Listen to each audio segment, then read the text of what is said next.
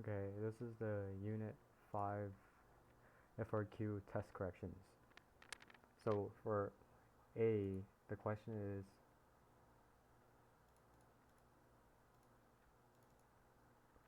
identify which of the above vectors represents the net force exerted on the sphere at the moment shown above. Briefly justify your answer. Now I said the answer is D. The force points in, oh my god, because the ball is being pulled in by the string. So it has a net force pointing away from the rod in order to keep spinning. Um, I don't even, the answer is A, and which is pointing in towards the rod, which is what I said. But then I just immediately switched up and said that it was pointing away. So I don't know why I said that. But the reason why the force is pointing in is because here we have a force Fg, and then here we have a force T, our tension and our gravity. And then we know that we can break up the force of tension to a horizontal component and a vertical component. Call this Ty, call this Tx. So, and now we have Fg and Ty, and we can see that the ball isn't like moving up or down. So we know that Ty is equal to Fg. So there's no net force between these two. But we also have here a Tx, a force pointing in towards the rod, and there's no other forces going away. So we know that the net force has to be A, where it's pointing in towards the rod. And since I got this one wrong, I got 0 out of 2 points. The next question is the magnitude of tension in the string greater than, less than, or equal to the weight of the sphere? Explain your reasoning. And I said the magnitude is greater than the weight of the ball because the vertical component of tension is equal to the weight of the ball since it doesn't move up or down. That means the horizontal component of tension is added with the vertical component, and that makes it greater than the weight. And that is the right answer. We see here that their sample answer was the tension is greater than the weight because the vertical component of tension must be equal to the weight, which is right here. That's what I said. And then the tension also has a horizontal component, so the magnitude will be greater. And that is what I said right here.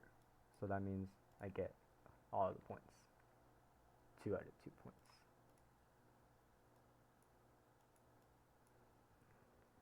And then for C, the question is, the string can never be completely horizontal no matter how fast the platform is rotating. Without writing any equations or formulas, explain why.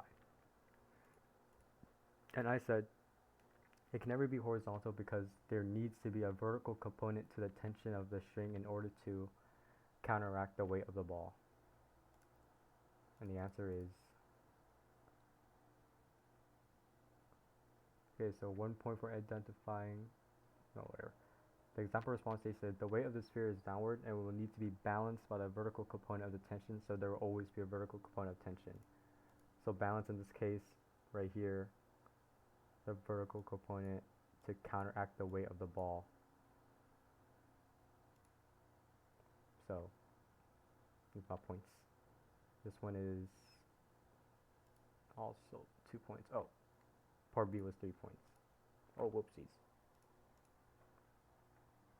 So this is 2 points, and then this one is actually 3 points instead. Okay. Okay, so part D.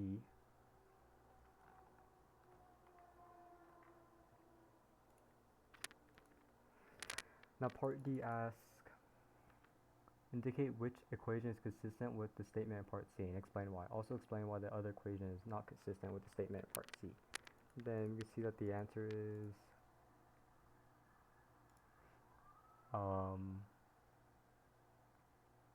equation 1 is consistent, and that's the equation that I circled. And my reasoning is equation 1 is consistent because cosine theta makes up the vertical force of the tension when cosine is equal to 0, v squared is undefined, meaning there is no speed that can make the string horizontal. And here they said Equation 1 is consistent with part C because as theta gets closer to 90 degrees, the speed gets very large. This shows that no matter how large v gets, theta will never get to 90 degrees. And now I didn't specify 90 degrees, but I did say when cosine of theta is equal to 0, which is cosine, which is when theta is 90. So I think that counts. And now the second part, equation 2 is wrong because it states that, or wait, let me actually. So for the first one, it says it's consistent because it, oh yeah. And that's why I said that the v squared is undefined when it gets close to 2 horizontal. And then that second part, equation 2 is wrong because it states that there isn't a speed where the horizontal component can equal 0, but there actually is a speed, which is when the object is at rest, or when sine is equal to 90. And here they say equation 2 is not consistent because it has a finite value for the theta equal to 90 degrees, which is when the object is at rest. So that means I got it right. 3 out of 3. Now the next part, E. Okay, select. E is, in a series of experimental trials, a group of students changes L and adjusts V to keep theta constant. They record L and V for each trial. Based on the equation in part D that you indicated as consistent with the statement in part C, what quantities could the students graph to yield a straight line whose slope can be used to find the acceleration due to gravity? And the answer is they could graph V squared on the y-axis as a function of L on the x-axis. And what I put was the students could graph the velocity squared in the y-axis and the length of the string in the x-axis. So I got it right as well. And this one is 3 points. Yep, 3 points. Wait, that's not right. 3 points. And then next, F.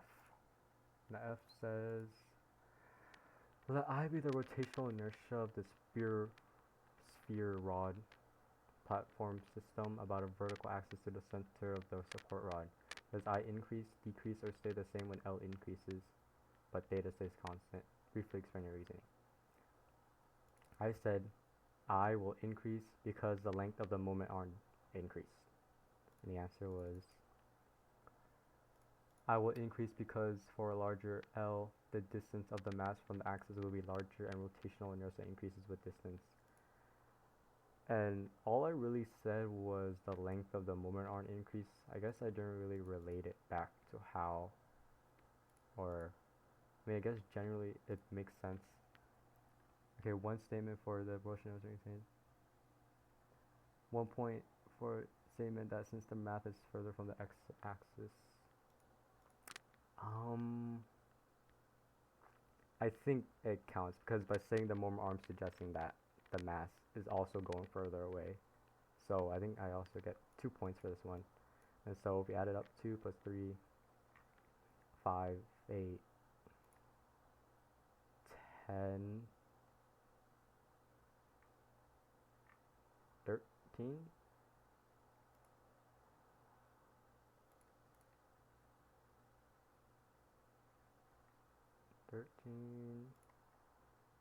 Two plus 3.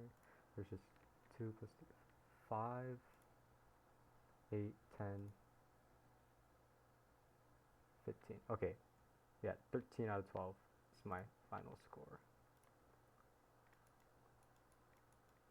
Or 13 out of 15. Thank you.